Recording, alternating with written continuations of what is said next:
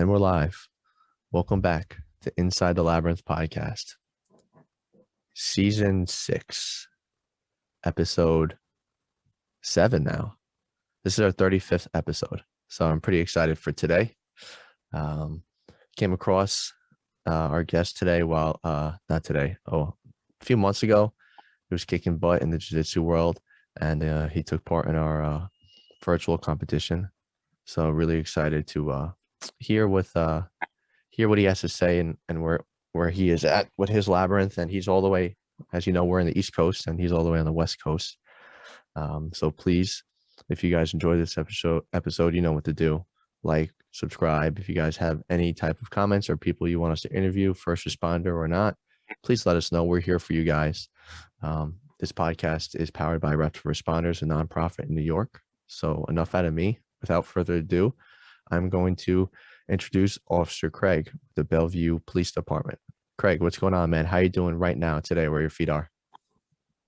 Amazing. Thanks, Frank. Thank you for having me, and keep up the good work you guys doing with your nonprofit there. Awesome. Thanks, buddy. I appreciate it. Weather's over there is pretty good. It looks like you got the sun blaring in over there. Yeah, we got it's a beautiful spring day. Amen. Amen. So I know time is running against us here, so let's make it happen. So bring us back to the listeners. Bring us back to young Craig, how Craig was in high school. Any sports? Did you like high school? Did you like school? And where, I don't know if you were growing up in Washington or where were you then? Give us a little picture of Craig then. All right. I was born and raised on Oahu.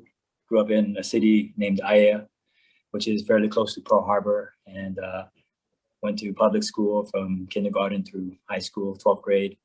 And Aiea High School, Na'ali, that's our mascot.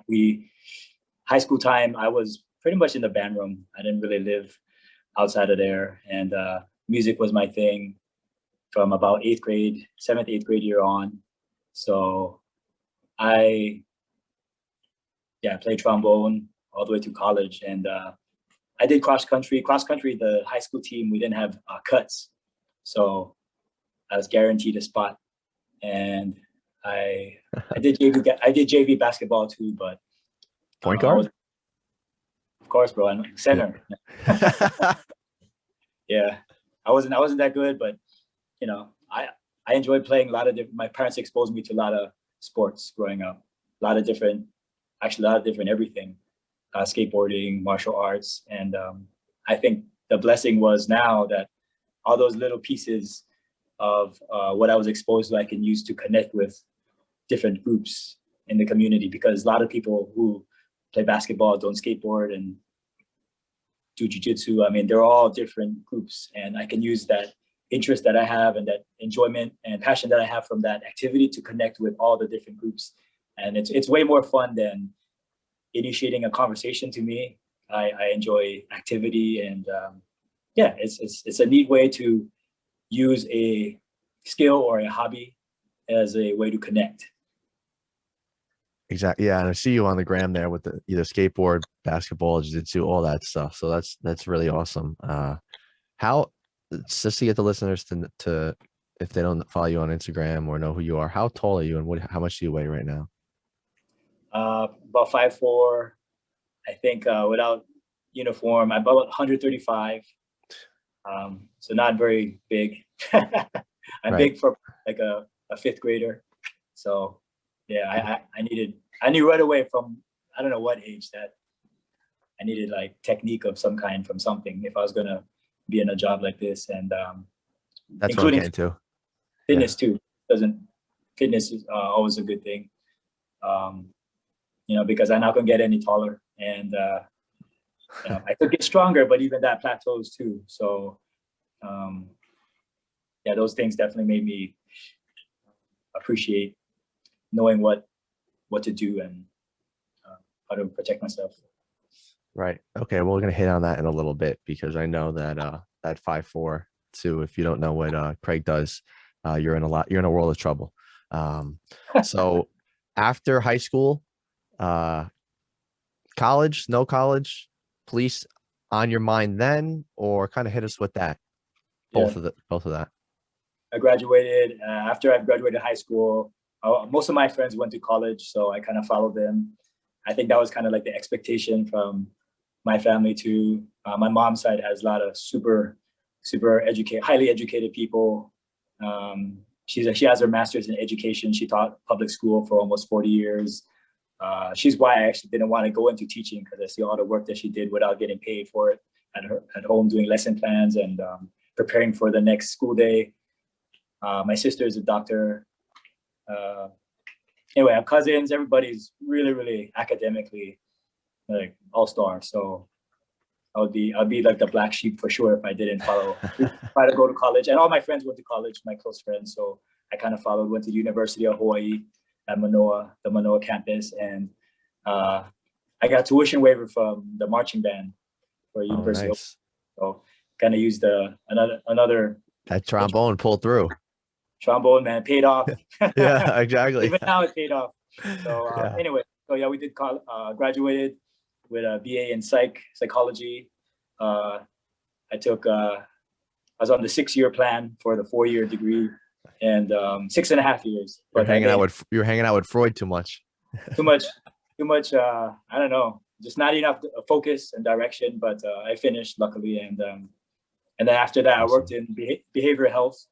I was an aide, one-on-one aide with kids that had teens that had varying degrees of autism in the school setting and the home setting. And I did that for about 3 years. And I was actually a personal trainer a little while, 24-hour fitness. And okay, so really over the map with everything. Yeah. I know, right, all Great. over the place. A lot of experience. Yeah. Yeah, and then I fell into police work at the end. After that, after my parents were both very supportive of all the things I tried, but I always felt like they were waiting for me to find a very stable, I guess, noble kind of job in their mind. And when I said I was going to do law enforcement, I could tell that they had they were finally like, all right, good. I told them all the other jobs, and they appreciated all the other things, but I think they like the stability of our line of work, with stuff like pension, retirement, all those things. And because my mom was a teacher, my dad worked in the Department of Labor, so they both had really strong union-based jobs. So anyway, when I got into that, they kind of like left me alone and let me be. So how old were you when you got on the job? I think I was about 28, so late 20s. Okay. 27. Yeah. So was there a point in your mind where you're like, I want to do this, or let me just take the test of kind of what happens? And you're trying, because to me, it seems like you're trying to find a line of work that was giving back to others. Yeah, I think that's like a common theme, the service and giving back.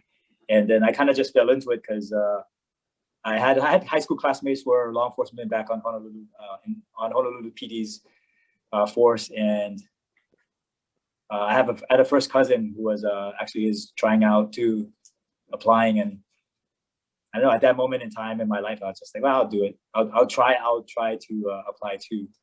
And I wish I had a more exciting story about how I got into it, but that's kind of like how it happened. Yeah, and then I eventually, it's Craig's story. It's exciting. Yeah. So you said you have a cousin that's law enforcement, and is that right? No, I'm the only one in my family. He applied. Okay, he didn't get through the process. Gotcha. And, okay. So you're basically the first Leo. Wow, that's pretty. First and a lot of pressure on your back there. No, I'm kidding. That's that's better because there's nobody I can set my own precedent. Right. You could be you. You don't have to look up to father, like, your dad or your uncle. And then that's where some cops I see, they got to be just like that, them. And then they're not even able to be Frank or Craig, and they put too much pressure on themselves. And they follow this fake imaginary storyline that they create in their head. Right. Kind of like a Game of Thrones thing. And then it's just not reality. It's not you. You're not living you.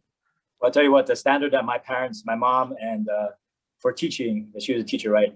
She said the standard to me is so high that I don't think I would be able to come close. And I would always feel like, even though there was no comparison, I would feel like I would have to compare, or other people may compare, and that's not something to stop somebody. But same thing with, I say that it would be the same thing for if I went into medicine like my sister, but there's no way I could have finished medical school or even got into it. But same thing, there's a lot of other people in my family who were other professions, academic professions, and medical professions. And I just kind of wanted to.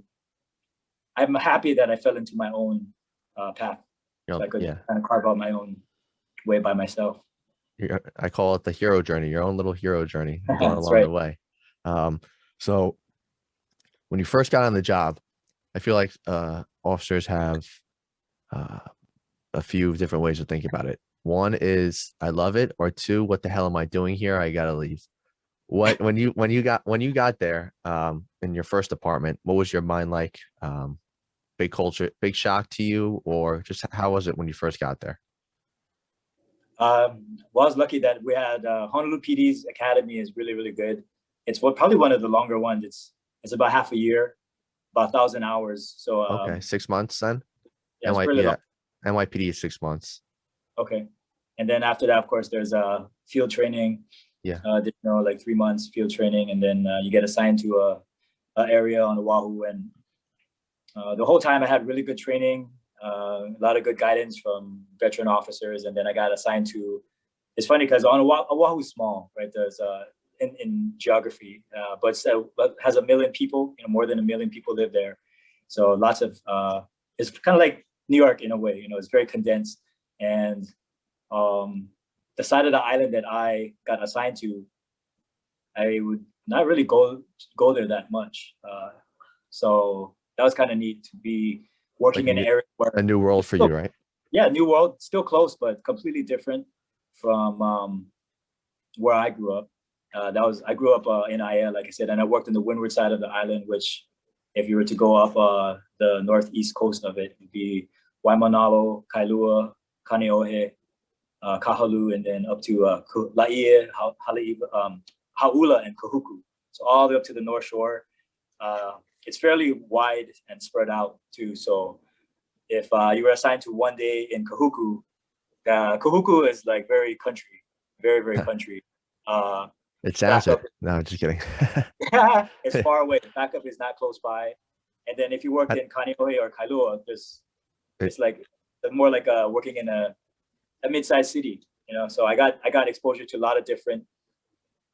It's almost like different departments actually when you work. And then if you worked in Waikiki, that's like Phil, now it feels more closer to probably what New York City. I mean, there's like about 3 million people that go through this three Oh block wow, radius throughout the 3 block radius.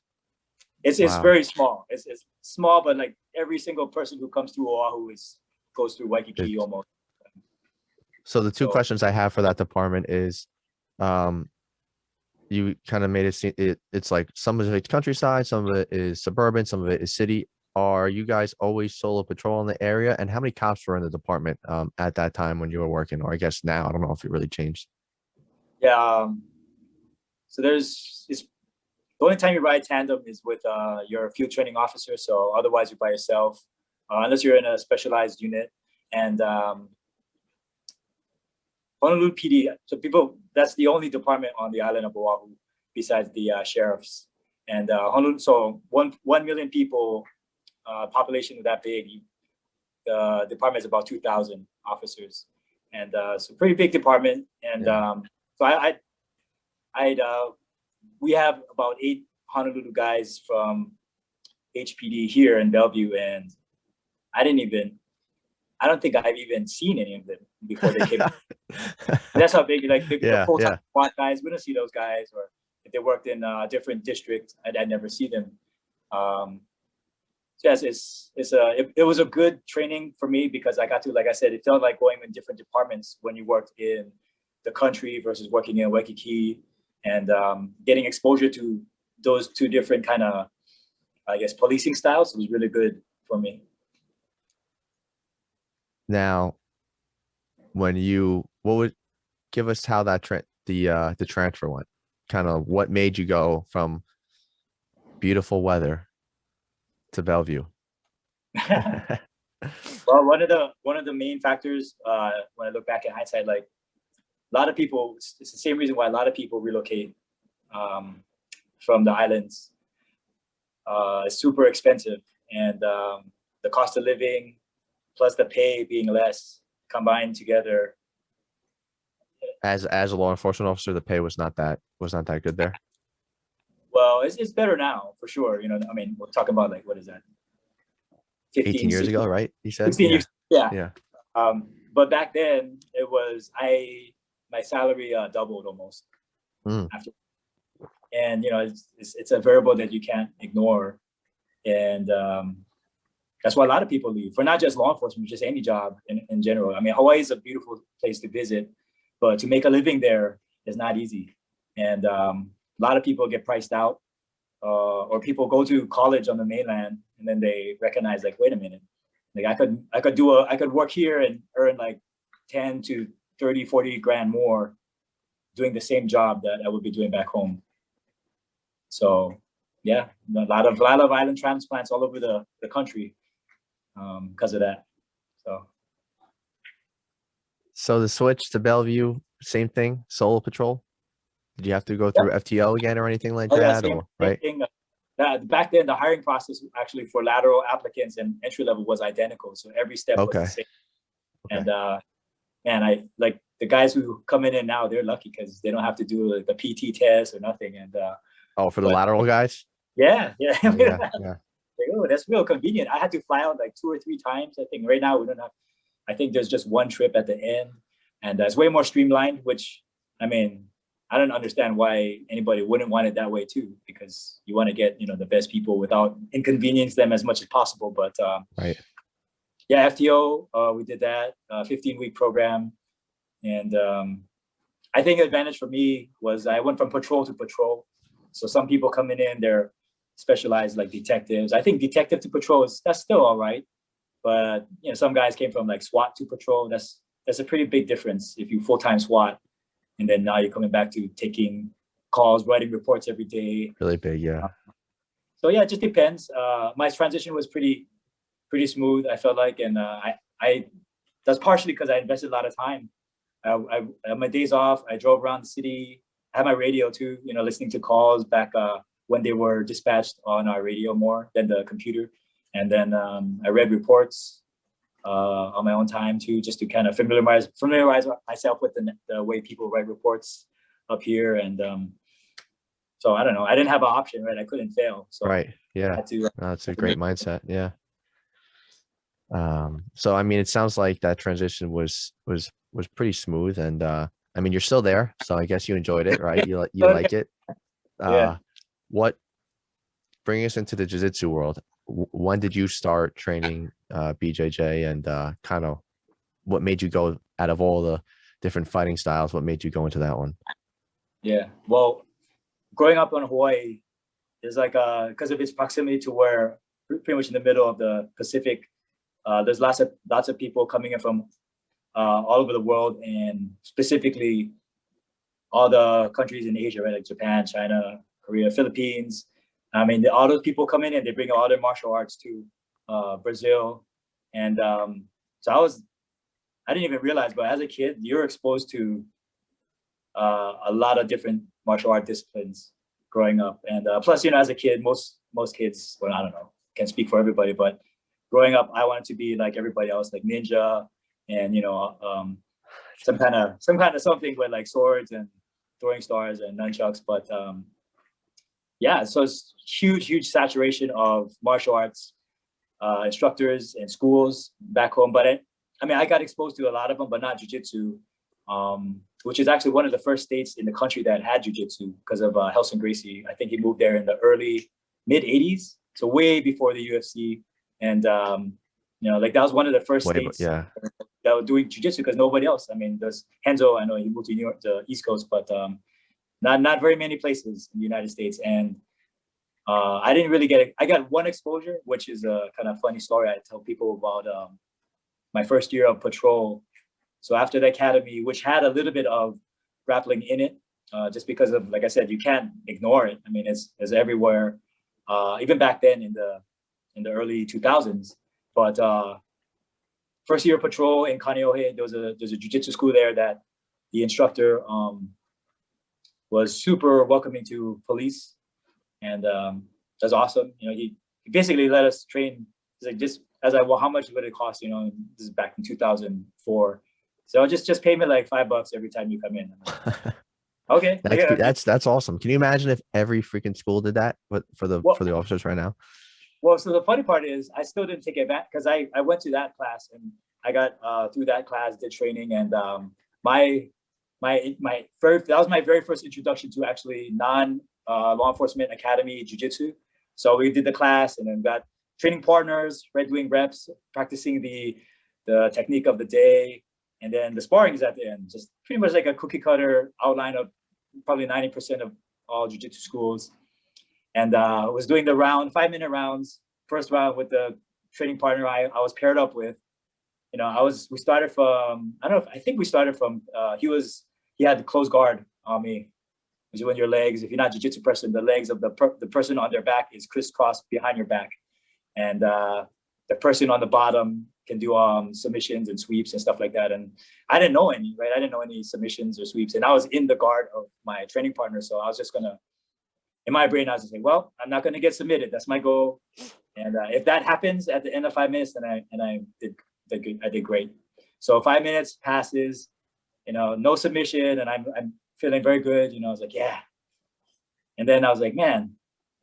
And when I thought about it, I was like, I didn't also do nothing to my training partner. You know, I was stuck in his close guard for the whole round, which is not really, I mean, it's not bad, I guess, because you're on top, Right. but we're not punching each other, but it's not a. Now, is this training partner new too, Craig, or he's a little more experienced? Well, that's the funny part. So I was like, man, that was really good. You know, good job. And he told me the jiu-jitsu backhanded compliment, which is, wow, you're very strong. You know, when people say that, then that's not, that's like their nice way of saying you don't have any technique. But he told me that, and then I was like, how long you been training? He goes, oh, about like 2.5 years. And I was like, wow, that's really good. And then I was like, well, how old are you? And he goes, 13. And then I was like, I was at my physical, you know, I thought my physical peak of late 20s. Your soul just left your body, like out, like, you know, like that SpongeBob meme or whatever, you know what I mean? So he was a blue belt then? Dumbbell bench presses, and I was controlled by a 13-year-old who was underneath me. That's what people don't understand. That's what a lot of people, Craig, and you can probably back me up on this, is they don't understand is if you try to handcuff a 13-year-old boy or a 16-year-old girl, 13-year-old girl, it is not easy. If they're resisting one-on-one, it's not like, all right, that's simple. Do you know what I mean? Like people think it is, but they have no idea. Funny because people watch combat sports, right? Wrestling, MMA, and there's the biggest difference besides rules and not having weapons and besides those two things is that the other person, the subject who's trying to be taken into custody, that person does not have to play. So exactly. If you have a grappling match or a wrestling match, two people are expected to engage. MMA, same thing, right? One person's going to engage, the other person's also going to engage, and you will have I guess a battle of skills, right? Or strength and technique. But if one person doesn't want to engage, that's a completely different situation. And it is much, much harder to do anything to a person who is trying to disengage.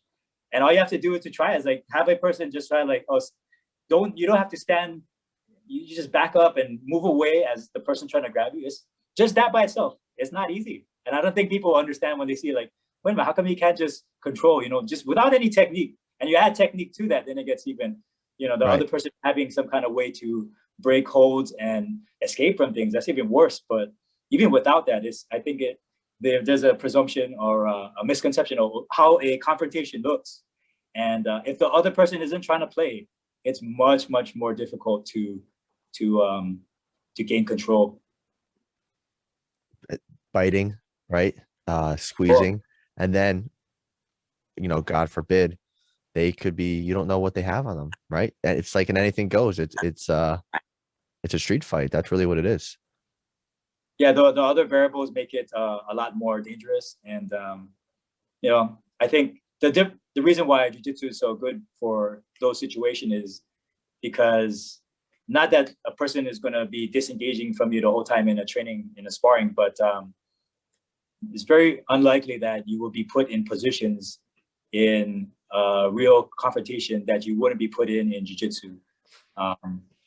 Like I can't really think of any. Like I'm talking about body-to-body positions, right? And it's very unlikely that an untrained person is going to have you put in a position where it's like, I've never been there before. If you have training, and that comfort and that, I guess, kind of the peace of mind that comes from that is powerful.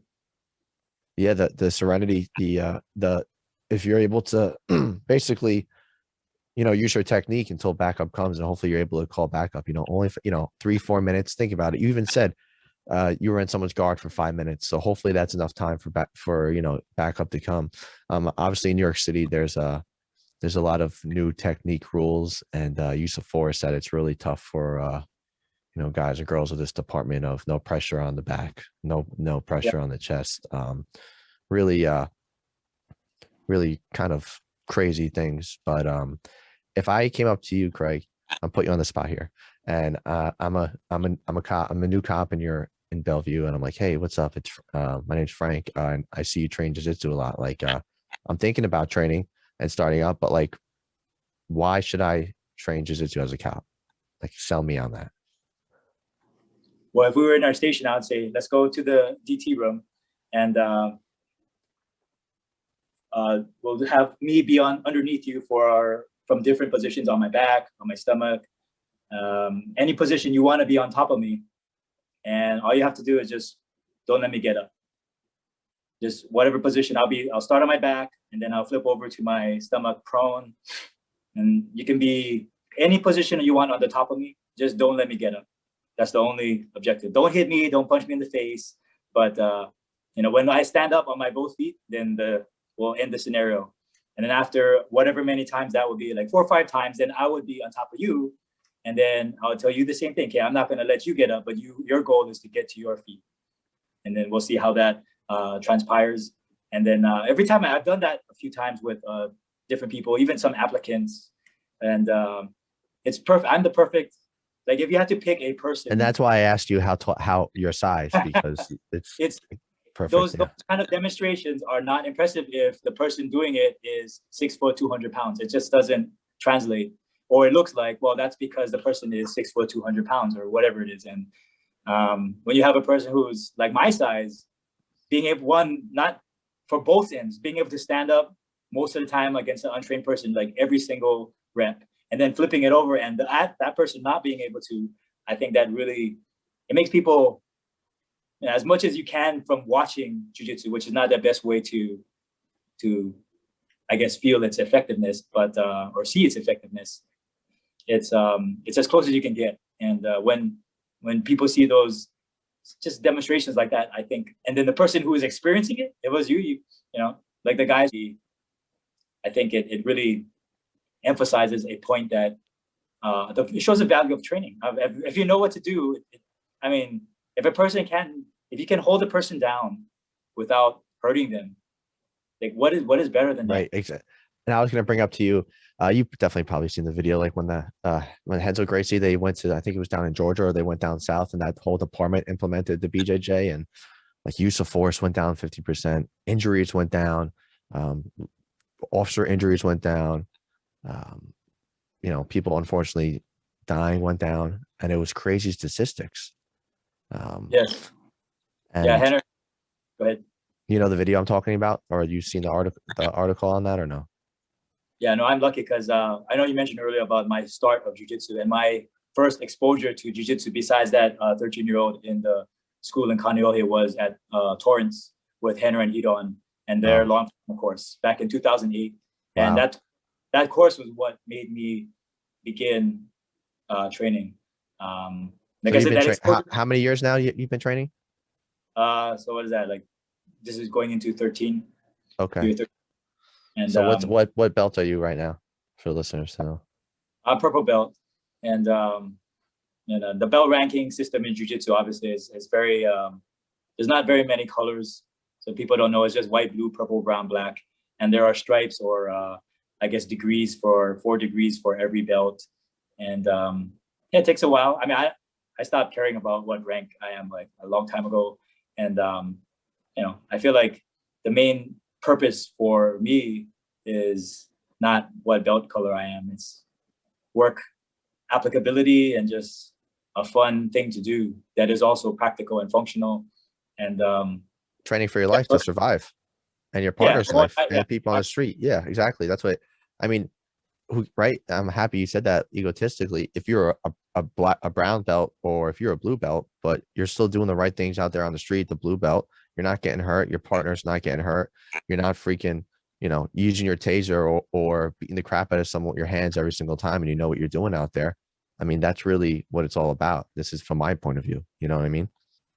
Oh yeah, for sure. And like when you mentioned Henner's the data that was put out by Marietta PD. And I mean, it's not even surprising, right? I mean, I don't think anybody who's training would be surprised by the fact that you have less injuries to the officer, less injuries to the subject, less Yeah. taser dependence. I mean, it Uh-huh. makes complete sense because if you have more comfort using body to body control, you don't need to, the likelihood of getting hurt is less and the likelihood of escalating force is less.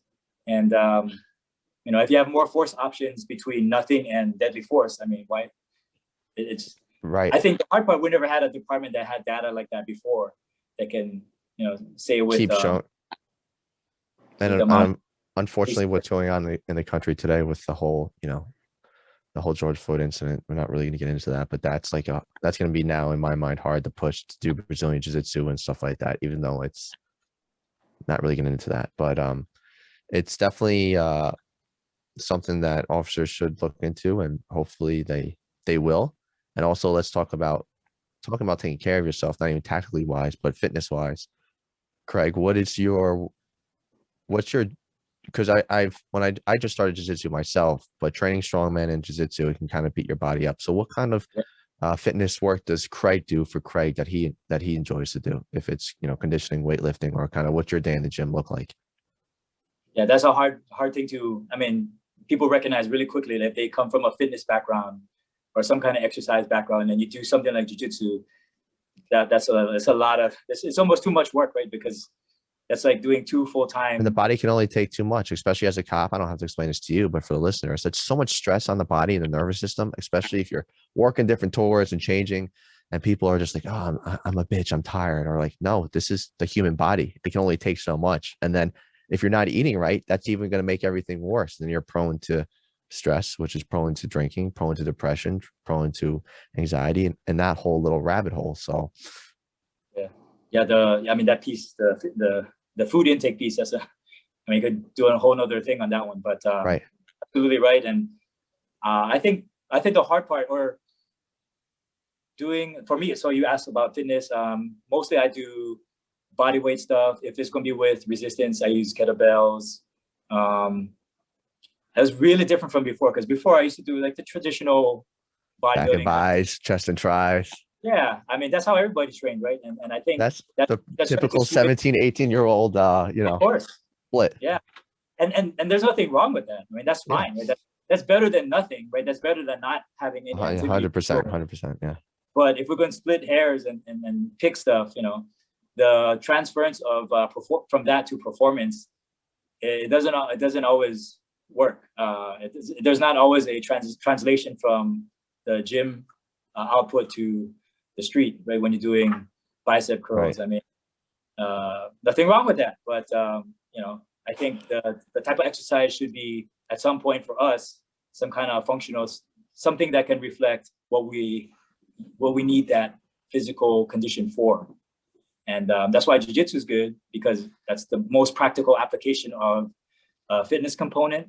And I think the challenge, like you said, is if you're going to be doing, classes that have sparring every single class, I mean, that's a lot of work right there. And, over a course of a week, you might not be able to do anything else. So It's I think in the beginning, the reason why Henner's, to me, in my opinion, Henner's affiliates, the brothers in Torrance, they have good success because the Marietta PD used one of their certified training centers as their location that they started a lot of their recruits in the training. If you look at the report, and the way they introduce new people to jiu-jitsu, white belts, they don't do any sparring.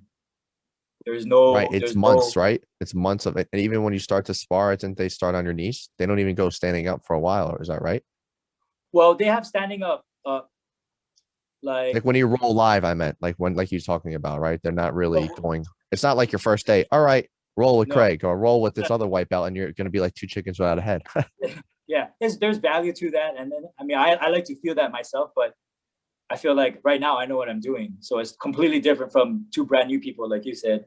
And I think one of the challenges for jiu-jitsu is that to kind of hold people's enthusiasm back for their own good. Because like, you know, what happened, you were mentioning yourself and other injuries. I mean, if you really think about it, it's not even a surprise where you have a brand new person and another brand new person, and then you make them spar and then one of them gets hurt. It's like, of course. It's like, why?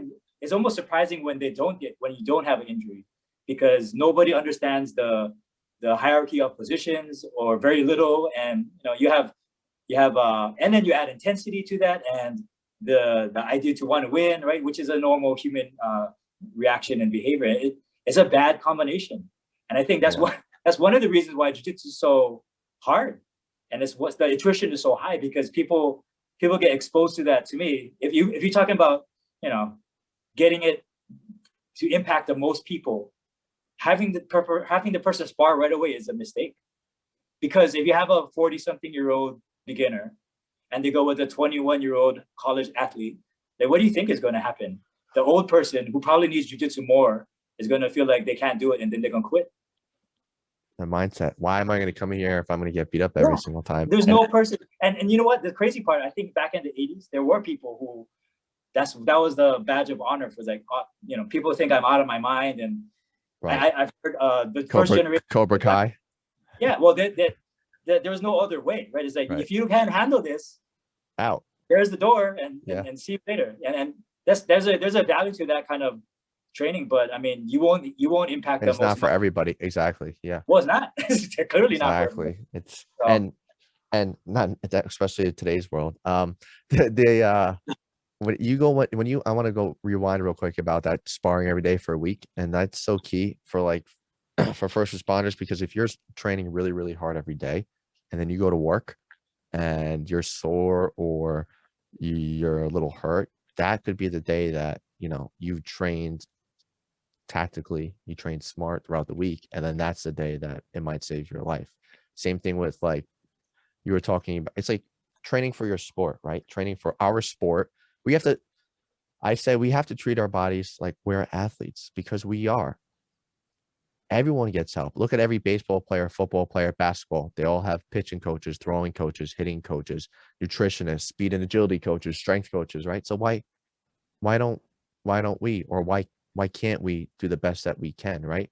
Of course they're getting paid, but in my mind, we have to treat our body like we're athletes, because we play that role of many hats out there. So, well, yeah. Well, if you think about the stakes for us is even higher. Oh, like winning or losing 1,000%. Yeah. I mean, it's not a game. It's not. And then all those things, like you said, you know, I don't think there's any pro sport of any kind doesn't have a person who participates in a professional athlete. The day before the game, they're not doing like heavy leg day, right? We're not even going beyond jiu-jitsu, like just any exercise. It's the same thing, like you said. I mean, if you're the exercise and the conditioning and the training should supplement the work, not hinder it. Like, that's a hard. I think it's a hard boundary for guys to grow. Yeah, because I mean, you go do legs right before you come to work, and you have a foot pursuit. It's like not gonna be good, right? It's not gonna be good. No, not at all. And that's what we're trying to just be mindful of your training. Don't max deadlift if you know you have a long week ahead. It's a hot July summer, you know. But ego for cops is hard to break, right, Craig? As you probably know. Yeah. Just what your experience, not you in general. Your experience is a lot of, 18 years on the job. Been through a lot, seen a lot, and no, I appreciate you coming in and share the show. Is there before we end here, I have a few more personal questions, but is there anything that you wanted to say to listeners right now that are first responders or not, or anything you just wanted to say in general? Yeah, I mean, I try to share some of the good stuff we do for our community on my platform, and Instagram is that's the main one. It's just my name, Craig Hanaumi, CraigHanaumi. And I mean, I don't think cops need to see that, but like I share it to partly showcase, what we do for our community, with our community. to other people who, I mean, people who live here too, but I think just to kind of balance it out, because a lot of times the good stuff doesn't get captured at all, and if it is, then nobody shares it. So, you know, Yeah. a little way I can kind of contribute to the balancing out of the what's available. That's how I look at it. One more question for you to put you on the spot, and then we'll go into some personal questions. Those will be easy for you. You just became the rank of sergeant. Okay. You have you are you have a squad of like 10 to 15 new cops that came to you. Their first roll call. What are you saying to these guys and girls? Well, that's hard because like I'm not really looking to promote right now, but since you pose it like that, you know, more of like a leadership role of new cops. Yeah, what are you going to be saying to them? Yeah. I mean, if it was completely up to me without any kind of parameters, would be doing our roll call in the training room. I'm not even joking. We'll be doing I believe it. Some kind of simple, like review of something or talking about some team tactics, maybe. I don't know. I think that's my thing, right? And I'm not really good at doing motivational speeches or anything like that. That's not my cup of tea. But I know what I'm good at, and what I'm good at is kind of sharing kinesthetically what would be beneficial to other people. And I don't know. I don't think that's the only hobby. Like I wouldn't bring I would say, well, if you guys play an instrument, bring it to the briefing next time. You have band going, walking out of the roll call. You could do an ensemble, some low brass practice, or wind ensemble briefing training. Nothing else. None of my other hobbies translate. Like nobody else skateboards or anything else. So right. That's all I got. But that's actually a good point, Craig. Imagine 5 to 7 minutes every day just reviewing one move every day. Like one move on a Monday, another move on a Tuesday, then Wednesday you go back to Monday's move, then Thursdays you go back to Tuesday's move, and you just keep reviewing it. I think that would be a pretty cool study to see, how guys and girls feel, because the number one excuse: I don't have enough time. I can't go to the gym for 30 minutes. I can't, how am I going to lift weights and do jiu-jitsu? You know what I mean? But I think that would be pretty interesting. So, yeah, no, it adds up. Those little deposits add up. I mean, it's 5 minutes a day or 5 minutes every workday times 4 times 12. I mean, it's a long time. And then you compare it to what was before, which is 0, right? Yeah, so. Exactly. Well, Craig, let's, again, before we wrap up, I'm going to spit some questions out at you. Do my best. You ready? All right, let's do it. Favorite movie, top 1 or 2. What comes to your mind? Favorite movie? Yeah, what is the last movie I don't know. I'll go way back and do Ghostbusters. Nice. Okay. Back to the Future is like tied with that. Back to the Future started me skateboarding, so I gotta mention. McFly. Right. There you go. I just used that reference today, the flux capacitor. I said my laptop's like the flux capacitor. It takes forever to start up. If you have one meal to eat for the rest of your life every day, and there's no, negative nutrition effects, what are you going with? I already know that one. Acai bowl. That's the first one we got on here. And this is the 35th episode. That's the first one. What are you putting in it? I have the good genetics to, I have the predisposition to be able to eat the same thing over and over and over and over and not get bored of it. Like I have the gift of that, luckily. What are you putting in the bowl? I put some kind of contrasting, like crunchy thing, like a granola, and then blueberry, maybe strawberry, cacao nib. You can make coconut flakes. Just standard, nothing crazy. Yeah, that sounds pretty good. Yeah.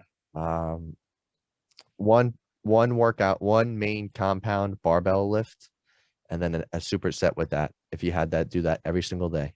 So you have 2 movements, a main movement and then a accessory movement every single day. Again, your recovery is perfectly fine. You don't get affected by it. What are you going with? Oh, geez. Probably I'll do power cleans. Okay, and there you go. What is the other one? Like an accessory movement? Yeah, just one. Oh, geez. With the barbell or just? No, it could be anything. It could be body weight, dumbbells, kettlebells, anything. Yeah. Yeah, Sandbag, probably power cleans and swings, some kind of kettlebell kettlebell swing. swings. Yeah. Yeah, a lot of explosiveness in the full body basically with the and if you go overhead with the kettlebell, then you'll be able to hit the shoulders. So then you're good. You know what I mean? Right. One person to hang out with, dead or alive, to hang out with for the day. Oh, geez. Who are you hanging out with? Who do I hang out with? I don't even know. Elio Gracie. That's Henner and Hidon's grandfather. Yeah. Just because I'm, he's kind of like my size and kind of he's a little responsible for the jiu-jitsu movement coming to the United States. Well, I mean, if it wasn't for him, none of the kids and grandkids would be doing anything, and we'd probably be doing some other art. Right. Yeah, no, that's a good one. A lot of wisdom for that day if that happens. Last question. You come to New York. I'm like, yo, what's up, Craig? I'm like, yo, check this out. We go behind my house. I lift up a tarp. It's a time machine. You can go in the future or you can go in the past. It's funny that you brought up Back to the Future. Where are you going? Anytime, anytime. As Craig today, as you are right now. It could be 20 years ago. It could be 200 years ago.